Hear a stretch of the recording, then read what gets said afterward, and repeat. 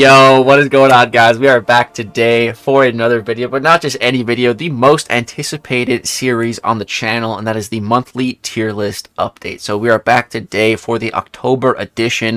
We're going to be tackling some of the recently buffed champions and the brand new additions to the list, such as Silver Samurai and Mr. Knight. But before we get into all that, I just want to go ahead and shout out the sponsor of today's video, which is me, my creator code. And I just want to say thank you guys so much for having used this creator code in the web store and just supporting me. It means so much. So just wanted to say thank you. Thank you, thank you, thank you. One other thing is that I also have launched my very own Discord server. It's been up for over a month now, and it's been great. So I'll have a link to that in the description, as well as a link to the tier list of viewable links, so you can go ahead and open it up on your own device and check things out. All right, let's go ahead and get into the actual disclaimers for the list. All right, guys, so the general disclaimer, of course, is that use this tier list as what it's meant to be, and that is a rough guide on your journey throughout the battle realm. It's not the MCOC Bible. It's not the end-all be-all of anything. It's what I have put a lot of my own passion and thoughts and opinions into, plus all of your guys's via your comments on the previous tier list. I look and read every single comment and reply to a lot of it in preparation before making the next tier list update. I read every single one, every single comment I read. Go through here, you can see all of them. Every single thread is open. We're reading them all of it. So you guys leaving a comment on these videos really helps to make the list better going forward each and every single month. So thank you for that.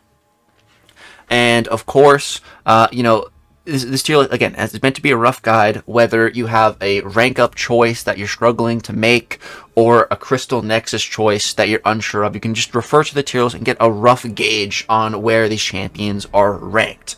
From someone who's been playing the game for over 9 years now at this point, and I've been playing at the competitive level for like 8 years straight.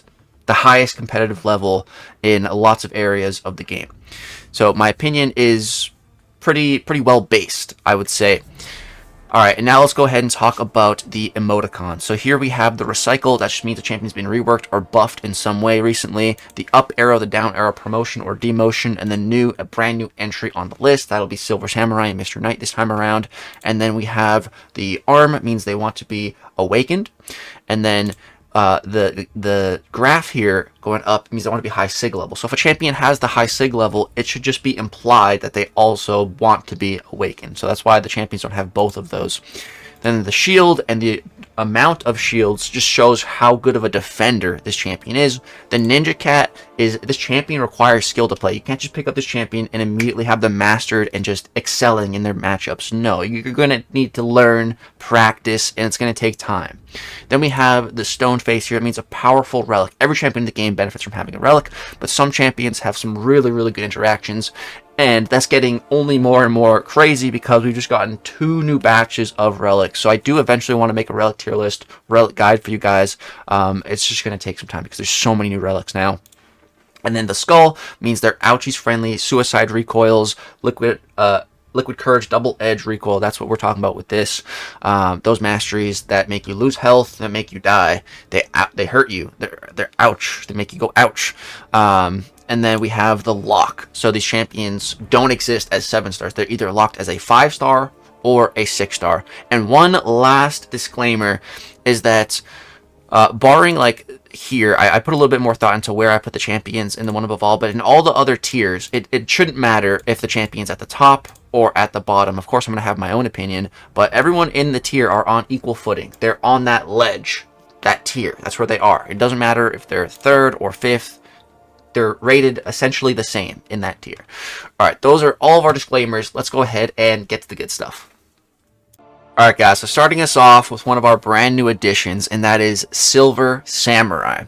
So I have Silver Samurai landing in the 3rd highest tier on the list in God tier. And one thing I want to say, God tier is high praise.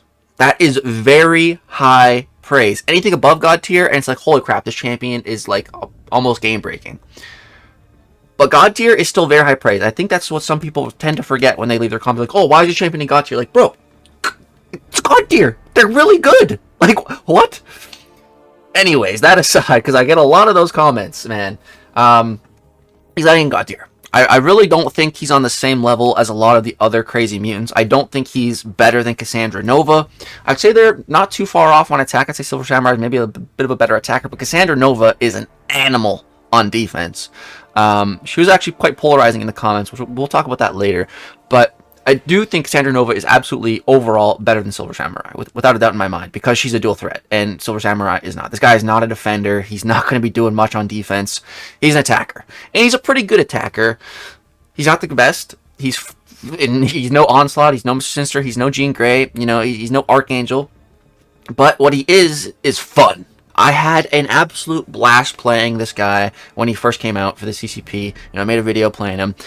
It's a lot of fun. The sword, the animations, they felt really fluid. And I think he's going to be great in Battlegrounds specifically. I wasn't able to, you know, test his Awakened ability because it is Battlegrounds based, and there is no Battlegrounds on the CCP beta. But in Battlegrounds, you can start with a combo meter and a power efficiency passive, which is really just going to make him even fast, an even better nuke in those areas. And he was already nuking stuff without that when I was doing my testing.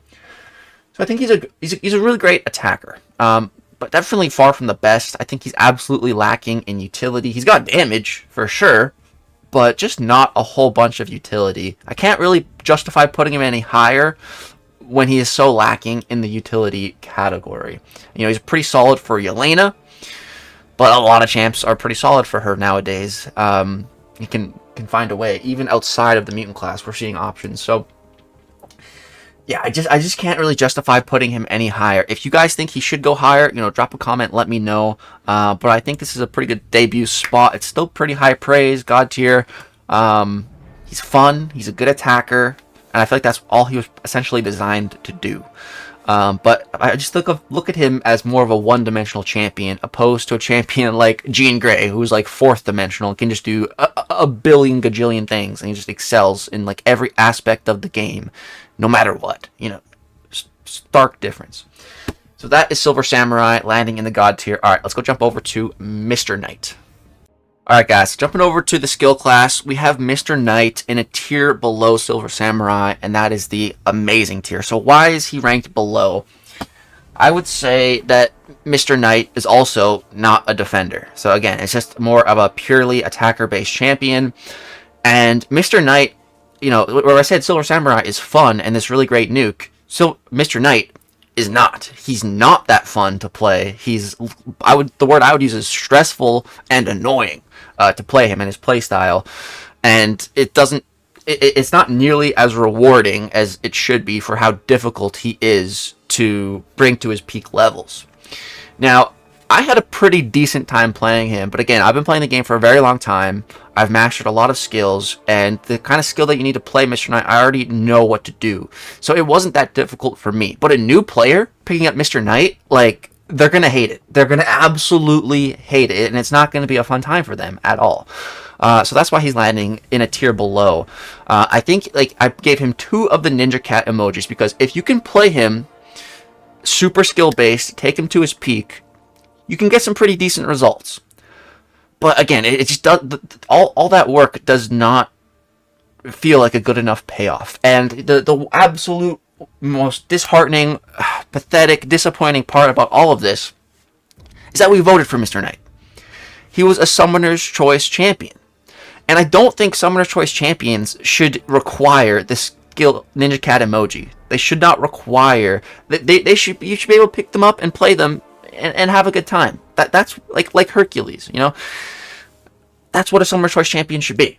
Someone who's very, very powerful and pretty easy to play and pick up. And fairly forgiving. Like, again, an example with Hercules is that he has free special intercepts. You know, when you just dash back and throw your special with another champion, that's not classified as an intercept. But with Hercules, it is. Because, like, it's like a cheating intercept that they give to him. They did that on purpose. They expanded his intercept window on that, so it counts for Hercules specifically. Not other champs, but Hercules specifically. Like, for example, like on an ebb and flow intercept node, if you do the typical Hercules dash dex special intercept, that's not going to work. That's not going to activate the ebb and flow intercept. But with Hercules, it activates his intercepting feat. Because, again, he's a Summoner's Choice champion. He shouldn't be that difficult to play. And they just completely missed the mark with Mr. Knight, dude. Just completely. And it's very disappointing. It's extremely disappointing because we voted for him, and because Moon Knight has been so crap in the game for so long. And we finally got like an alternate version of him, you know, an alternate persona, and he looks great. We voted for him, we waited months for him, and just disappointment. It's really annoying.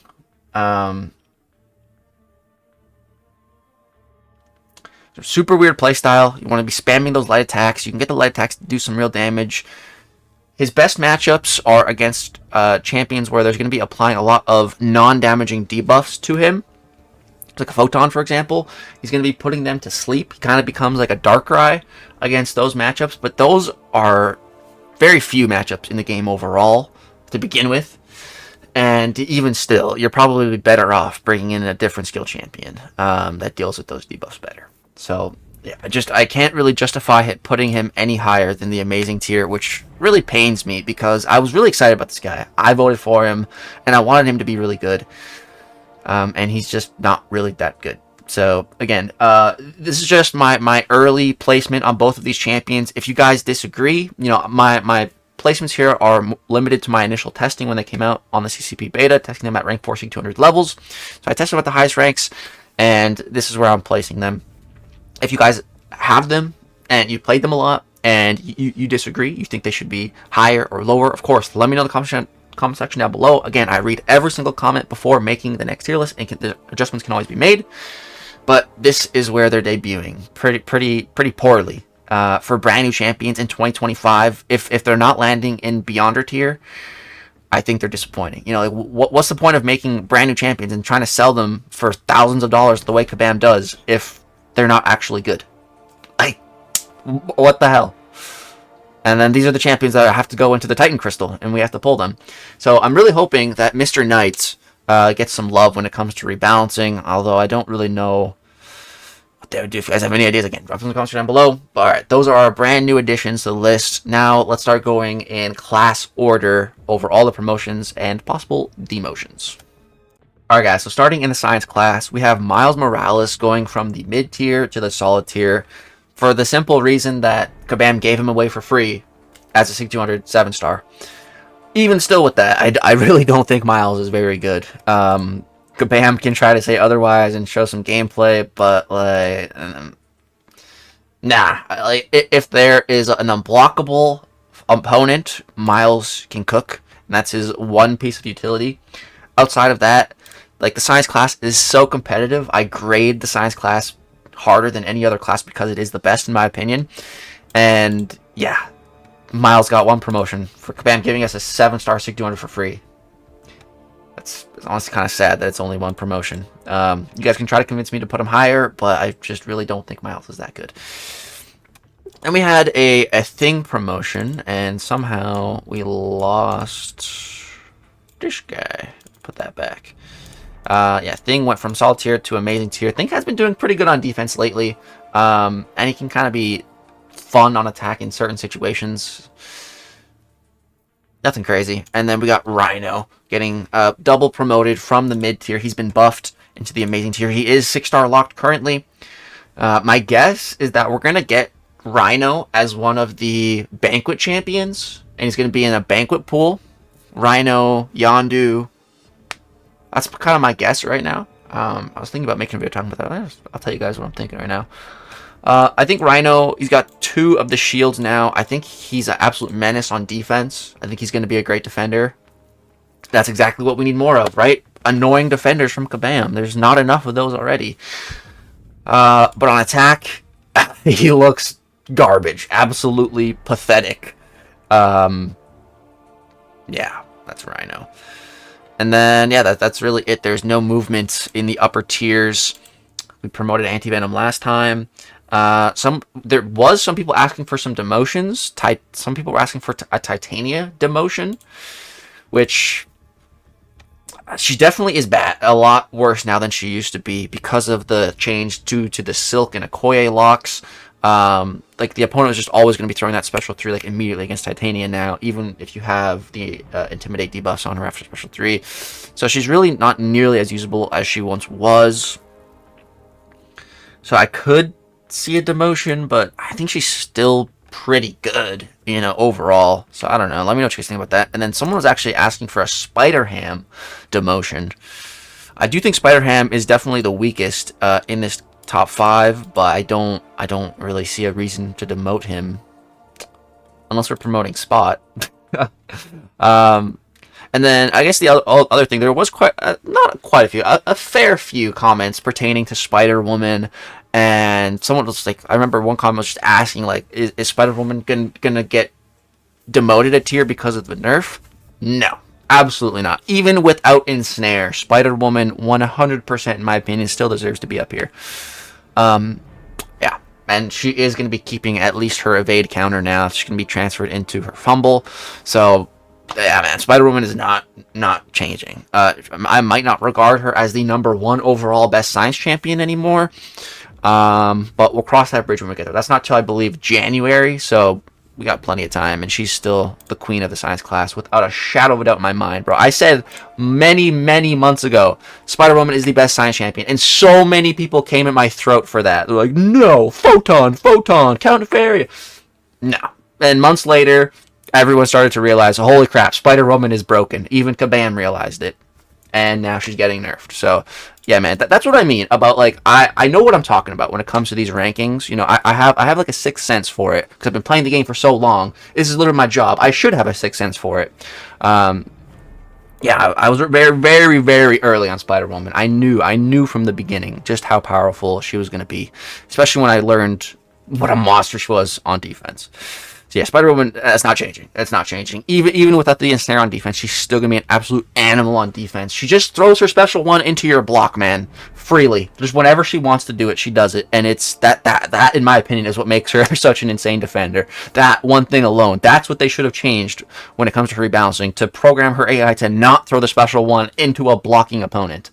That would have literally solved so many issues with her, in my professional opinion. But whatever. Let's go ahead and move on to the next class. So, Cosmic. There was, I don't think I've ever seen as many comments and as many likes on comments and as many comments on comments, like replying to comments about Vox, that I did see on this last video. Like, if we go all the way to the top here, let me show you what I'm talking about. Like, literally the very top, Vox, 76 likes. Vox, 51 likes. Vox, 15 likes. Vox, 33 likes. Like, it's just, oh my god, so much Vox that I can't argue with it. If that many people want to see it happen, I'm a man of the people. We'll promote him. There we go. Vox is now in the Beyonder tier. One comment that just made my brain hurt. Someone was saying, and they said it with their chest, that Medusa is 100% better than Deathless Thanos. Like, oh man, you say whatever you want about a champion being promoted, but man, Deathless Thanos, I will die and fight and die on this hill. Deathless Thanos is the #1 best Cosmic champion in the game, and there's no one that can convince me otherwise. I've had Deathless Thanos since the moment he came out. Before he came out, I tested him on the CCP. I immediately knew, holy fudge, this dude's insane. And he even surpassed my expectations as a defender. Even if you bring in the best counter to Deathless Thanos, he will still stall your ass because of his protection. Simply put. Like, Deathless Thanos, dude, he's the best Cosmic champion. Oh, that comment just triggered me a little bit, I can't lie. So, another comment, a lot of people said this was deserved for call, but a couple people were saying he should be demoted because the last few Battleground metas have been fueling him up. Absolutely not. Call Obsidian is not going anywhere out of this tier anytime soon unless he gets nerfed. Call Obsidian is an absolute monster. He remains here for sure. Carolina Dean, no one really commented on this promotion, but she's awesome. I love having her at rank 4. She's so good. She can do so many different matchups. Very keen to see her rebalancing. I hope she doesn't get nerfed, but at the same time, I wouldn't be completely surprised if she did. But I like her. I really like her. Honestly, I don't want to see her get nerfed. So yeah, that is our Cosmic. Not too much changes here. Let's move on to Mystic. Mystic is where things got a little crazy. So, a few comments pertaining to Mordo. So we promoted Mordo, and then a couple about Kindred as well. And Kindred's always been an animal on defense, and he is seeing more play on attack. He's pretty good for Dark Phoenix. And if you have like the Ghost Rider relic at a decent rank with him, he can increase his degen by a good amount. He can do pretty decent on attack against other champs. So we decided to promote Kindred, and at the end of the day, he's still an absolute monster on defense and can be very scary. And you could be fighting him perfectly, you're at 100% health, and then all of a sudden, right before he dies, you lose 20 to 40% of your health in like an instant. You just degened, and like, oh, fight's over, and I just lost like almost half my health. Like, that can totally happen. It's happened to me. And then we have Hood getting promoted from the God tier to the Beyonder tier. Hood, there's a few comments asking for Mojo, Longshot, White Tiger to be promoted. Out of all the comments, I think Hood makes the most sense. I think he is definitely the best when it comes to Battlegrounds specifically. Hood's always just been really good after his buff, especially if you sig him up, get some Power Steel shenanigans going as well. The only issue with Hood is he can run out of bullets. But in Battlegrounds, that doesn't really matter. It's more in questing scenarios where that matters. But Battlegrounds, yeah, I think Hood absolutely deserves that promotion. And then, I'll say after Vox, the second most talked about champion in the comments overall was Shothra. And people wanting to promote Shothra from the Beyonder tier to the One Above All tier. And I can't really dispute it because they're speaking facts. She can just do so many matchups. Where's the comment specifically here? It was right here. I think Shothra deserves a promotion One Above All. She's just so versatile with her matchups, and her atrophy is such great utility. I also think Hood can go up a tier as well. So yeah, I actually did both of those. But yeah, Shothra takes so many different matchups. She just takes some skill to use. There's only a handful of fights Shothra can't take in Battlegrounds. Can even take some science champions like Thing. So, yeah, man. We had to give Shothra the promotion. And now our Mystic class is all kitted out in the One Above All tier. 5 out of 5 options. Kushala, Juggernaut, Tigra, Nico, and Shothra. And I should reorganize this in the order that I think is best. So I probably... Maybe let's do that right now. So I would definitely put Nico at number 1 because Nico is just ridiculous. And then probably put Kushala at number 2? Or maybe Tiger at number 2. Because Tiger is a monster. Yeah, I'm liking that order. We'll rock with that for now. There was actually one comment saying that Nico should be demoted. And I completely disagree. You know, Nico, I think she is easily one of the most overtuned champions released of this year. I would say even worse than Spider-Woman for sure. So I'm personally hoping Nico gets a bit of a nerf. More so on the defensive side. Like she's disgustingly overpowered on attack. Like it's ridiculous that a champion like Dracula is as bad as he is. His damage is as poor as it is. And then a champion like Nico, who's just some witch, is countering a fully gauntlet Thanos, the god of Fear Serpent, and the celestial being of Dark Phoenix. She turns all 3 of those champions off simply with ease. That is, oh man, it's honestly a little ridiculous. But all that aside, my main issue with Nico is that as insane as she is on attack, she's also just ridiculous on defense. She has so many defensive abilities. Even at the start of the fight, she applies a buff immunity, and if you dex, you're gonna get poisoned. It's too much. That should just be disabled at the start of fights. There's no need for her to have that. Like that, it's too much in my opinion, man. It's too much. If Spider-Woman gets nerfed and Nico doesn't, like there's genuinely something wrong. I mean, there already is something wrong, but like that'll just prove it. The balanced team, just the bias, man. It's crazy. But yeah, that is our Mystic class. That's my rant. All right, let's move on to Mutant. So yeah, there were some things I want to talk about here. So Silver Samurai landing in the God tier, and I had mentioned that I do think Cassandra is a better overall champion than Silver Samurai. However, there was actually the comment section was extremely polarizing when it came to Cassandra Nova. I would say like half the comments are saying she should be demoted. The other half the comments were saying like, thank you, man. I don't know why people are hating on her so hard. I have her at rank 4. I think where you put her is perfect. So ultimately, I decided to leave her where she is for now. I think she is getting underrated right now. I think she's getting overhated currently. I'm not entirely sure why. Not saying that she's perfect, but I think she is getting overhated a bit. I think Cassandra Nova at her base is actually a pretty nasty defender. So that alone, that she's a dual threat, a nasty defender, and a pretty good attacker, one of the best options for Nick Fury, pretty good option for Yelena. I think she deserves her spot here still. But I can be proven otherwise. Drop some comments more on Cassandra Nova. Give me more evidence, empirical data, proof on why you think she should be promoted or demoted. And yeah, we'll go from there. No change in the top here. I saw one person asking for Deadpool X-Force to get promoted, and I basically just said, like, nah, man. Like, when you look at Deadpool X-Force and you compare him to Onslaught, Mr. Sinister, and Jean Grey, he is just severely lacking in utility. Sure, he's fast. He's a nuke in Battlegrounds. He can probably do Nick Fury faster than anyone. He can do Yelena really quick. He can do a lot of champs really quick. But Onslaught, Mr. Sinister, and Jean thrive on defense in every aspect of the game. I just have so much, just a buttload of utility, all three of them. Like, these three mutant champions are just up and above, clear as day in my eyes, just on a completely other level, in a completely different stratosphere than the rest of the mutants in the game, especially that aren't locked, at least.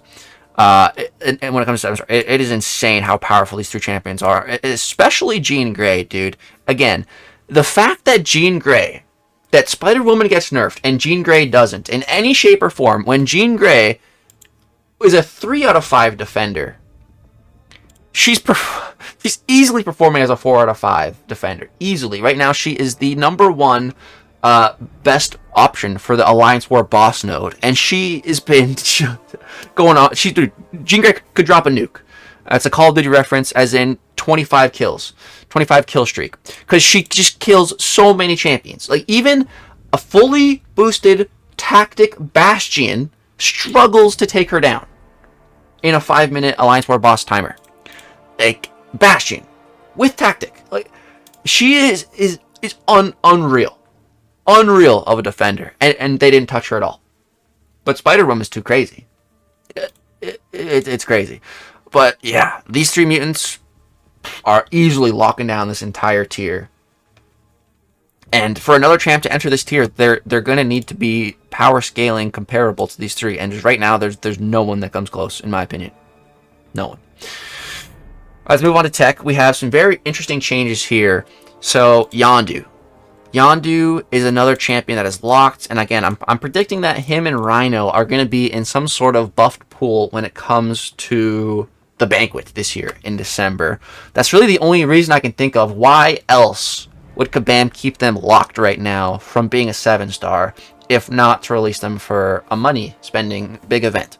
It's the only thing that makes sense in my eyes, in my opinion, the way I look at the game. So that's kind of what I'm expecting. Could be wrong. But I think that's a pretty safe bet. And I am a betting man. I am a gambling man. But yeah, we had Yondu in amazing tier. A lot of you guys' comments were actually hyping up Yondu, saying that now with his ruptures, he's able to take a lot of different matchups and everything, a lot of mutants specifically. So, gave him the promotion to God tier. Another promotion we made from the amazing tier to God tier is the Maker. So, I think Maker was a little bit slept on when he first came out. I still don't think he's that good. But there's been some good gameplay showing that he can do some pretty good stuff in Battlegrounds on attack. Still has those pre-fights. So I do think Maker was a little bit underrated. So yeah, we're bringing him up to the God tier. And then, oh man, we still have a lot more big shakeups here. So Solvark. So I had Solvark in God tier before, and I decided to promote him. There wasn't even a single comment pertaining to Solvark actually. Not a one. But I just did this promotion for my own reasons. I have Solvark at a rank 4 level. And him and Cassandra Nova came out together, and I don't think he's worse than Cassandra Nova. I think they're easily on the same level. I would even put Solvark, probably, I would favor him even above Cassandra. Solvark has been an absolute monster on defense, just point blank, period. He's been a phenomenal defender. Also, just being an idol makes him more of an unpredictable defender, being able to throw whatever special he chooses with the fractured power bar, you know, like he could be at 2 bars or even at 3 bars and throw a lower level special and just kind of catch you off guard. And so that alone is like a surprise defensive element just baked into the fractured power bars. Plus, like, he's very limited. You can't bring someone that does energy damage against him. You're going to have a very bad time. So he's been a really good defender for me in Battlegrounds. And then on attack, he is, I would say, a little bit on the slower side. But hey, man, slow and steady can win the race, especially in an area like Alliance War. Oh, he's amazing in that. Phenomenal onslaught counter, great power control, and if you can build up to the special 3, you can get a really big damage payoff that way, and just completely nuke the opponent with that, with a crazy burst of damage. So yeah, man, honestly, I really like Solvark. In my personal opinion, I think he is the best idol so far. Lumitrix is definitely more flashy and got the big yellow numbers, but I think Solvark has him up for utility. And I'd say they're both really, really good defenders, but I would favor Solvark just slightly. That's my own personal opinion. I do have Solvark at rank 4. I do not have Lumitrix at rank 4. And Lumitrix, and they both have unique playstyles. Like, I wouldn't give Solvark the Ninja Cat. I would give him like a nerd emoji, like glasses. That was a terrible face, not like the mug. Nah, it's still in the bad. But yeah, give him like the nerd looking emote, just because like you don't need skill to play Solvark, but you just need some knowledge on his rotations. And once you get that down, you can go pretty crazy. So yeah, I promoted Solvark. Let me know what you guys think about that. All right, and then we have something big and something else that I really want to talk about. So for the last few tier lists, some people have been saying Stark Spidey should be promoted, and like kind of the argument for it is if Juggernaut is in this top tier, if Call Obsidian is in this top tier as like these nukes, attacker, focus champs, then so should Stark Spidey. And that's a very fair point. That's a very fair point. I've honestly held off on promoting Stark Spidey mainly because of my own personal bias. He's easily my favorite champion in the game. You know, I try my best to be objective with these tier lists and not let my own personal bias get in the way too much. But there's been a lot of comments, and just I can't really disagree with it. I've been wanting to promote Stark Spidey. I just want it to make sense, and I think it absolutely makes sense right now. Ever since I was actually the one to bring him to the game as a 7-star a long time ago via my challenge, I asked Kabam, you know, that wasn't even a thing when they were first doing the challenge. There wasn't even supposed to be champions as rewards in our challenges. I floated the idea like, hey, what if I brought a champion, Stark Spidey? That's the only champion I want to bring.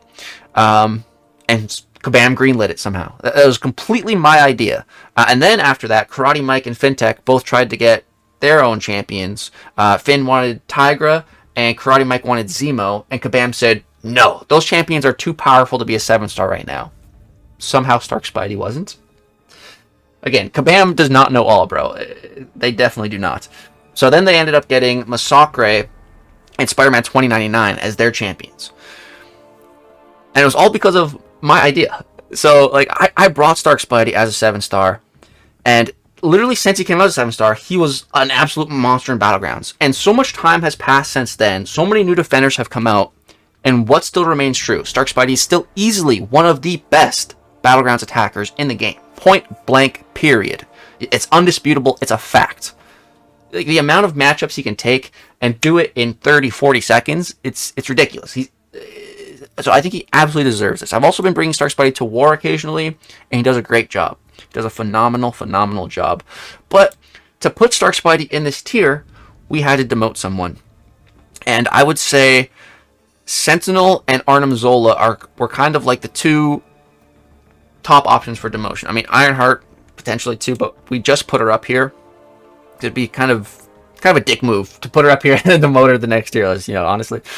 So I decided to pick Sentinel, which some people might be like, dude, it's Zola. So I'm going to defend Zola in a second here. But Sentinel, I still think Sentinel is phenomenal.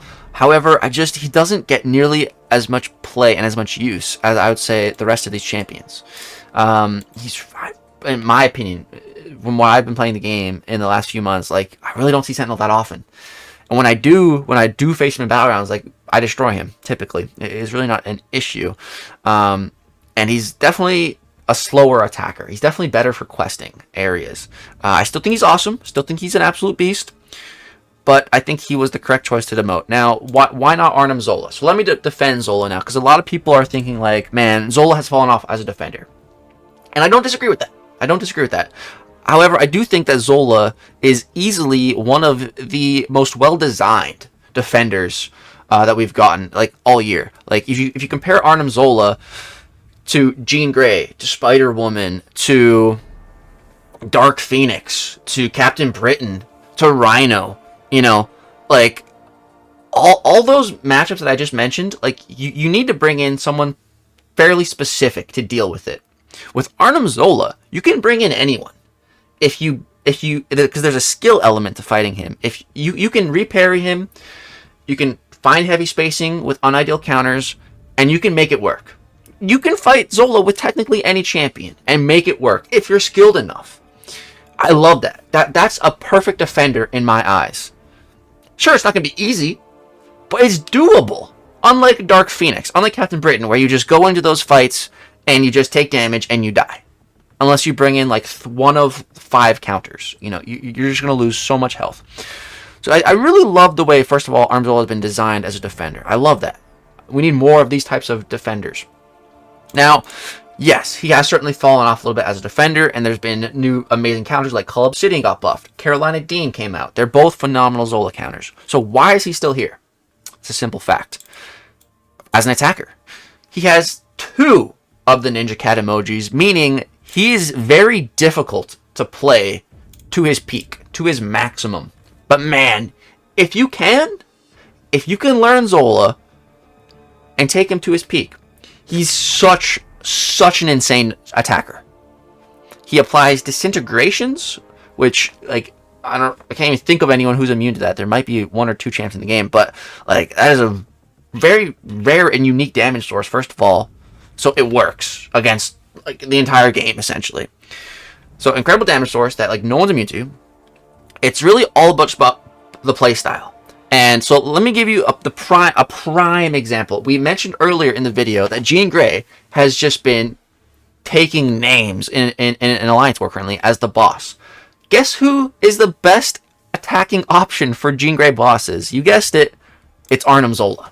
Now again, it's not easy. Even people in my alliance die and struggle to do the fight because it's difficult. It's difficult to play Zola perfectly. But my buddy Andrew the Rough, he uploaded a great video showcasing Arnim Zola versus Jean Grey. He did it in like a minute and a half. He just destroyed her. He played the fight absolutely perfectly and nuked a Jean Grey boss in under 2 minutes. And he made it look easy. Because if you have the skills, you can play him to his peak, man. He will go crazy. He will cook just about anything. Plus, he's got great utility as a robot and being able to power control, lock down specials. So, yeah, there's just no way I'm demoting Arnim Zola after what I've seen from really skilled people with him. It's insane. And apparently, because my Arnim Zola is on defense right now, apparently he's getting taken off defense, and I'm going to have to use him on attack next season.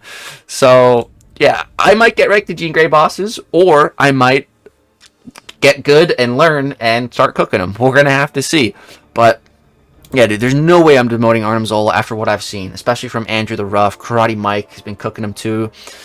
So that's Zola, man. He's not going anywhere. He's not going nowhere. He's an incredible dual threat. A lot of people just see him as a one-dimensional defender, but that is absolutely not the case. Plus, he also has like a crazy regen on special 3. You can heal back to full, which is super cool. Great utility. All right, that's our tech class. Moving on to the skill class, we got, hold on, this was from last time. Patreon got promoted last time. We got Mr. Night Landing, the amazing tier. We got Baron Zemo. Oh yeah, we got some big changes here. So, Baron Zemo, I still had him locked on the previous tier list because he was locked, but then he came out as in the Titan, the 7-star now. So, initially, I promoted him twice. I had him here in Beyonder tier, but then I dialed it back 1. and dial it back one and put him in God tier. I do think Zemo is phenomenal. And you might be thinking, like, Legacy, why does Zemo have the reworked buffed icon? He hasn't been buffed. And actually, yes, he has. He's been changed. The way that his Furies work now, it's actually better. You can save the Furies, use your Relic with them, and just do incredible, incredible damage. Speaking of Relic, we should also give him the Relic emote as well. As far as what Relic for Baron Zemo, I think the new Bullseye one would be pretty good, increasing his critical rate and crit damage rate. I do think there's absolutely room for Baron Zemo to go higher, but I just didn't want to get too crazy yet. So I want to hear your guys' comments. Where do you think Zemo should be? Do you think this is a good spot? Do you think you should go higher? Let me know. I think you should go lower. And then we have Stealth Spider-Man. So, dude, I was absolutely blown away when I made my video testing out Stealth Spider-Man at a rank 4 SIG 200 level. It was somewhat comparable to Stark Spidey. Stark Spidey's still better. Again, that's a hill I will fight and die on. But Stealth Spider-Man, he can cook. So I absolutely think he deserves this 2-tier jump to the Beyonder tier now that he's not locked as a 7-star, or as a 5 or 6 star. He is a 7-star now, and he is the Saga Chase. So if you play throughout the Saga, you'll be able to get him for free as a 7-star. And yeah, I think he's absolutely worth taking up. I think he's phenomenal. He has slow, unlike Stark Spidey, so that is a nice piece of utility. Yeah, and then we have Yelena. So this might be another controversial one, same as Arnim Zola. But dude, Yelena. I have been using Yelena a lot this season in Alliance War on attack. So that's why she's getting promoted. She's still a great defender. Yes, there are counters. But man, holy crap. I have been underrating Yelena as an attacker. She's an animal, dude. And one of my favorite things about her is, you know, once you build her up and get into that elimination mode, which is really not that difficult and it doesn't even take that long. Once you're in that, you have the incredible safety net of her defensive mechanic. You know, that's really annoying. And like when you're fighting her, you never want her to get into that elimination mode. She's gonna start hitting you with the reversals. But as an attacker, that's such an insane piece of utility. It's such a nice safety net. If you would get hit, nah, she saves you. And it's so nice. She's got guaranteed crits. She hits really hard. And one of the craziest things about her, which doesn't make the most sense in my opinion, is that she's completely and fully poison immune. Now, the reason I say it doesn't make sense is because at her base, she's a regular human being. Yes, she's trained in the Red Room. Yes, she's trained to resist poison. Poison resistance would make sense. But full-on poison immunity to cosmic beings, to mystical, magical beings, from just as a human, that does not make sense. But game logic aside, whatever, she's got poison immunity in the skill class. That is very, very rare to have in the skill class. So that's really valuable. That's extremely valuable, especially in a case like Alliance War. Man, she has just been an absolute unit in Alliance War, man. I have not died with her. She's just so good. So good. Taking high evolutionaries, fighting Nikos. I used her in like my last war video. It was super stressful, and she clutched. She clutched, saved my life. Yeah, I've been heavily underrating her as an attacker. She's just an incredible all-around dual threat. So I decided to promote her to the one above all tier. There was some comments asking for it too. Alright guys, that is going to go ahead and wrap it up for the entirety of the October tier list. Really excited to read all the comments on this one. Make sure you're dropping one and let me know what's up. Like I said, I read all the comments on this tier list. Yeah, that's going to wrap it up. One more time, going to go ahead and shout out the creator code, and don't forget to join the Discord if you want to come hang out. You can ask me any question you want in there. Feel free. It might take some time for me to respond, but go ahead. Try to do my best to keep up with all the messages in there. But yeah, thank you guys so much for watching this video. Hope you have a great, wonderful day. Drop a like if you enjoyed. Subscribe to the channel if you're not already subscribed. Some of you are watching probably thinking you're subscribed, but you're not. Double check for me. We just hit 120,000 subscribers. Thank you guys for that. But my ultimate goal is to one day hit 1 million. That is my ultimate goal one day. So consider joining the Leg crew. Thank you so much for watching. Hope you have a great, wonderful, blessed day. Peace.